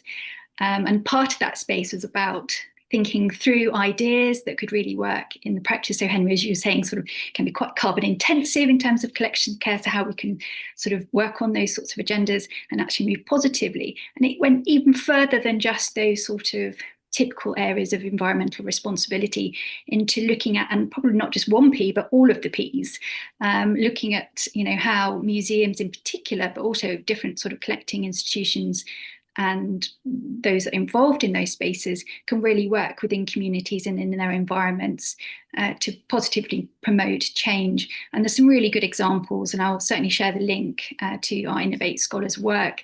We provided some seed funding, and I think that was critical to be able to catalyse some of this, to be able to go beyond words and actually into action.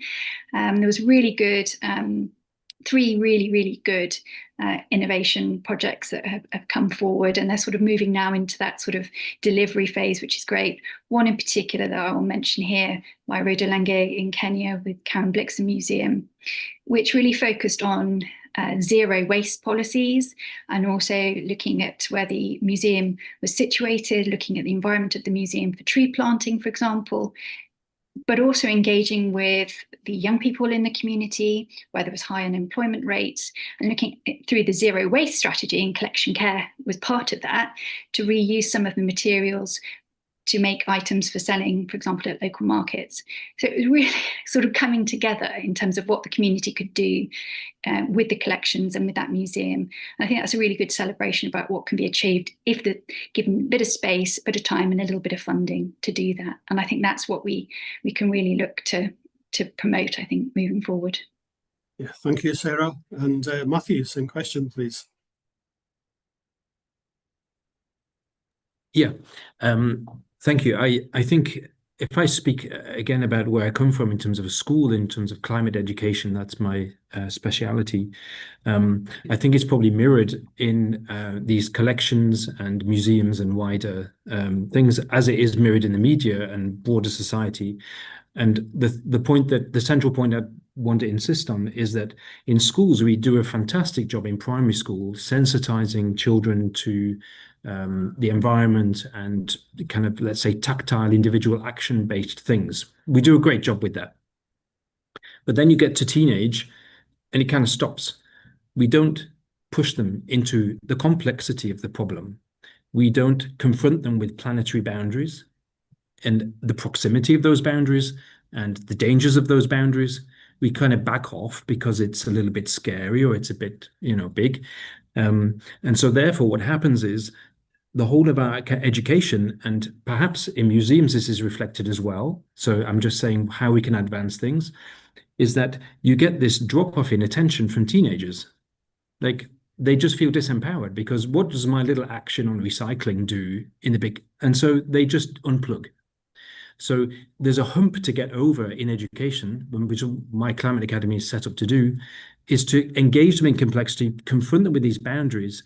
And what happens then is you then get this kind of acceleration of their interest because suddenly they're awake because this is now actually a problem. This is urgent and it demands all these different kind of skills to overcome it. And those skills are creative, so when we talk about innovation, I think we have to make sure that we're framing it really acutely within the sharp parameters of the planetary bounds, which are, just a few years away for 1.5 is cooked, 2 degrees is very close. Now, in a way, schools would back off from that because they don't want to alarm students, they don't provoke anxiety, but actually those feelings are, in a way, the baseline for the really deeply creative stuff. And it's like a new territory for them. And so just like you have amazing works of art, they were always asking the transformative question. They were always pulling into question the status quo. That's what great art could do. It was transcendent like that. So museums have this capacity, and these collections have this capacity to provoke those questions, because the pioneers, let's say in the Renaissance or in whatever, they were always pioneers of breaking new ground. And I think that's the space that we're in. So if our climate change education or if our kind of exhibitions are too safe, then that's a disaster, because the situation that we're in is properly a crisis. And that needs to be reflected in the way in which we present things. And that gives a real sharpness then and a real energy and a drive, which empowers engagement and drives engagement. And it opens up all kinds of fresh creativity within the people engaging with the artifacts and so on. So that's kind of my central gravity of what I think in terms of education, where it needs to go. And I suspect it's true more widely. Yeah, thanks, Matthew. And I'll turn now to Stacey, and I'll also ask if you can think of, are there particular roles that libraries could play? Because we've talked much about museums, and please. Yeah, sure. I definitely really agree, and I love the sentiments of our other panelists because I see how it's all kind of working together. And then again, kind of jumping off what Matthew was saying, it's actually that the way that we're turning away from really acknowledging the complexity that is breeding a lot of the anxiety, I think, in the teenage generation, because there's a powerful level at which you feel something's going on. You hear the snippets of it, but because it's not being properly addressed, that's where the anxiety comes, and that's when you switch off. So I think that's why definitely the role of heritage collection, and by extension libraries, because books to me are just these living, amazing treasure troves of wonder that you can tell I'm a bit of a nerd and I like actual books as opposed to like Kindles or screens. But when you introduce children and teenagers, again, because a lot of teenagers haven't actually read that many actual physical books, to the tactile physical sensation of turning the page. And I mean, I'll go down to the nerd wormhole again, like the smell of a new book. Like, I mean, it's absolutely incredible. And then linking that sense of wonder to the idea that this planet dimension and strengthening collections-based organizations and libraries to moving away from the silos that we referred to earlier, and saying everything really is interconnected. And when you look at that intersectionality, that's kind of when the creativity starts to come out. And that's where we can see that we can appreciate the complexities. We can appreciate sometimes being scared or intimidated is a good thing, because you start to collaborate and you begin, and that's again where the hope builds. So I think this intersectional approach to everything, the approach to embracing the creativity that comes from being pushed out of a comfort zone is the role that libraries and heritage collections can play. And then as well, the whole idea that, I think an innovative way or a partnership that you can look at the marginalized communities, look at Indigenous communities who, we have to acknowledge that there's a level of extractivism that we associate with heritage collections. And being Indigenous myself from the Caribbean, I know that that is something where you'll go to a museum that will have an artifact from me and my people and say that I'm extinct. And I know I'm here, I know I'm living and breathing.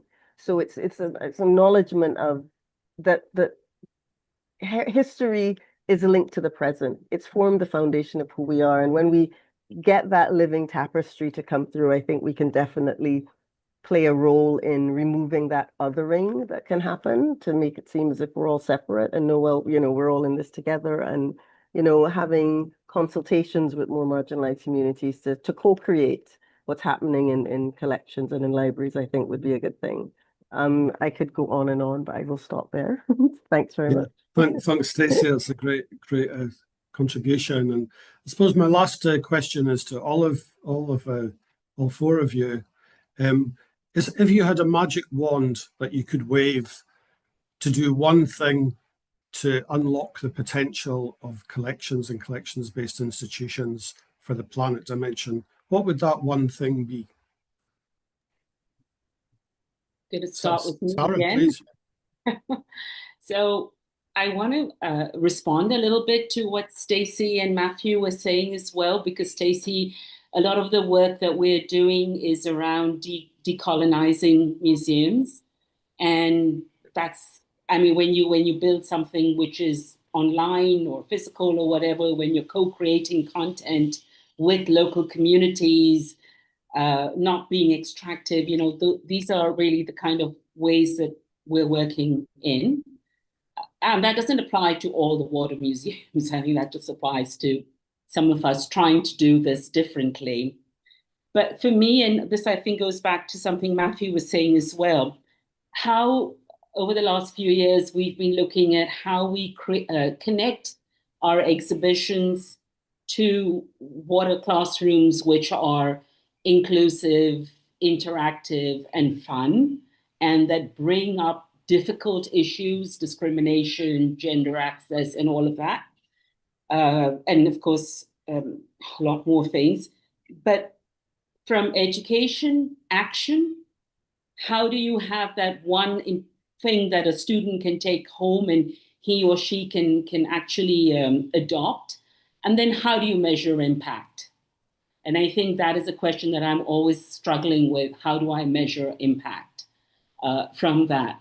So if I could do whatever I wanted to do and resources were not an issue, I would really, really look at pedagogy as the fundamentals of how we influence and work with young minds, and how we help them think about water, not just from a biophysical or a chemical world, but water, which is a shared resource. It's a humanitarian resource. It's so many things. It links to your body, to public health issues, to the pandemic, to the conflict that's unfolding in the Middle East. There's so many ways of looking at water and linking it all up together, and having children think about that from an entry point which is not threatening to them. I think that's, for me, the change. And then how do you translate that into action and impact? Okay, thanks, Sarah. That's a fantastic contribution there. Thank you. And Sarah, please. Thanks, Henry. I'm going to focus on funding and funders, because I think that's an area that if I had a magic wand, I'd love to work with more funders that are enlightened around, investments as well into collecting institutions and collections more generally, and people that work with them. And I think that could be quite exciting if more funders were doing sort of catalyst type of funding or seed funding kind of initiatives. so that we can look at innovation and look at sort of how it's possible to empower people, because I think that's what we're going to need sort of moving forward to try and accelerate into the space with solutions that we need for the climate agenda and how we work together. And I think funders are a very important part of that sort of collaboration space. And I'm also really fascinated by climate finance, for example, how that could come in to support heritage, which I think hasn't been looked at in detail. So there's lots of areas I'd love to, if I had a magic wand, to explore further. But I do think funding, I think that could be, because it's such a barrier often, I think, for lots of collecting institutions, and certainly for conservators trying to work in this space. So I think that's, if I had a magic wand, unlimited funding, but it's not possible. But I think working together to try and unlock some of that would be fantastic. I think if I'm going to jump in and I'm going to put in my 2 pence worth, is that what I think is, if I had a magic wand, what I would want people to do is to live in the climate just future and to imagine that and to change their practices to fit that rather than the other way around. Because if we just go for kind of incrementalism, we'll never get there. And so that's my one, really, is that people had much more radical imagination about what was possible and a much more radical commitment to get there. And so that's me taking over a bit. So Matthew, please. I couldn't help in myself. fact, you sort of preempted what I was going to say, because you, in the idea of the magic wand, I'm flipping into teacher mode now. Like in Plato, you have the ring of Gyges, this idea that if you could be invisible, what would you do? And philosophy is often, let's say, caricatured as this dreamer thing or this abstract. But actually, the ideals, like you say, if you could actually be radical and actually experience ideals like that, it would have a transformative effect. I mean, in a way, the ideal is the most real thing. You know, we're not talking here about impractical things. This is the most practical thing on earth, is to live sustainably. So I think in that sense, playing with ideas and ideals is absolutely critical. And to be a little bit more specific, and again, to be philosophical, there's a sociologist-philosopher, Hartmut Rosa, and he made a distinction between acceleration and resonance. So his work basically says we live in a society which is always about acceleration. You could characterize that as profit or something like that. But in a capitalist system, everything is about accelerating experiences. But actually what we want as humans is resonance.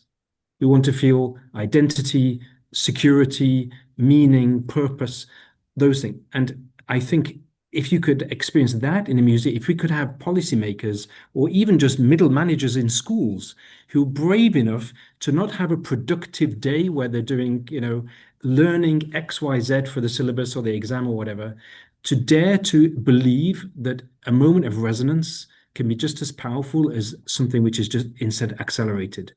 And I think museums and libraries and, this way we have those moments of resonance. So if we could, for me, then the magic wand is being brave enough to believe that resonance can be powerful and not just this kind of hyperactive acceleration of everything. Yeah, thanks, Matthew. And we come lastly to Stacey. Yeah, sure. I got so excited when I heard about the magic wand. I thought, oh my goodness, because it challenges you to really think and dream bigger, and you realize just how often you're set in that limited mindset. And I thought, with a magic wand, I think really every idea a lot of the ideas and the objects that we see as normal today, we're seen as radically ridiculous. I mean, things like the phone, the cell phone, the TV, a car, a plane, we're seen as what's crazy. And those are things that are now everyday realities, right? So we must never be afraid to. And I think if I had a magic wand, I would definitely try to take every single child, every single teenager, every learner, and do a kind of what I call a landscape exchange. So they could go to a different landscape and have, as Matt says, a very non-productive day. It's a day you are immersing yourself into that landscape and really learning about it through feel, through interaction, whether it's through surfing at the beach, whether it's hiking in a forest, and really reconnecting to the planet and seeing that, again, you can't separate person from planet. I think we have to challenge that. There's a conservation paradigm that's built on the idea of nature being this untouched landscape, but we have to remember that indigenous people and our ancestors lived together with nature were then removed. If we think of Native Americans and the Trail of Tears, were systematically removed from that landscape. And that was presented as, well, this is a national park and this is nature. But it's actually much more natural for us to live sustainably and be in touch with our landscape. So I think every child, if every person could get the sense of wonder as a child and be immersed in a landscape that is unfamiliar, come to know it and spend time in it and love it. And then that, I think, would work wonders. And I think we really have to see it's possible, it's doable. Let's begin to think of it as possible, and then it can definitely happen. Thank you. Yeah, thanks. And just a kind of closing remark is something I've, based on what Stacey was saying there, there's a great quote about how to be truly radical is to make hope possible rather than despair inevitable. And so I think, I mean, I've had a really very enjoyable panel discussion just now. I hope you've found it interesting to take part in and to listen to. And but I hope you enjoy the rest of the conference. And thank you to all our panelists. Thank you. Yes, so if I can jump in. So big thanks also to our moderator and of course to our panelists for your invaluable, powerful and inspiring insights. I think this conversation has been like a powerful reminder of the potential and the role of heritage collections and collections-based organizations to contribute to inclusive and sustainable development, especially when we work together with intention and creativity. So big thanks to you. We look forward to continue this dialogue beyond today. Before we break, so we put in the chat a very brief survey to hear from you about your experience with the conference so far. So if you would take a couple of minutes to take the survey, we would really appreciate that.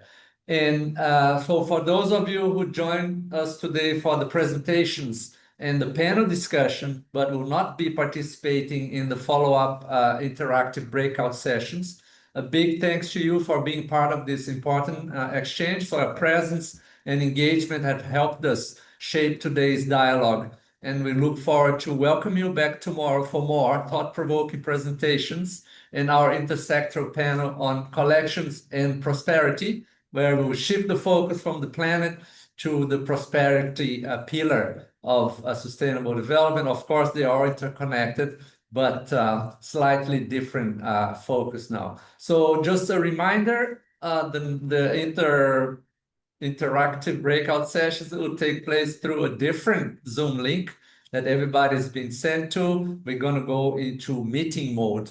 And after a 10-minute comfort break, we look forward to seeing you all there. So again, big thanks to all of you. And also big thanks to our digital volunteers that are working behind the scenes and all the other colleagues from Apoyo and the partners also working behind the scenes.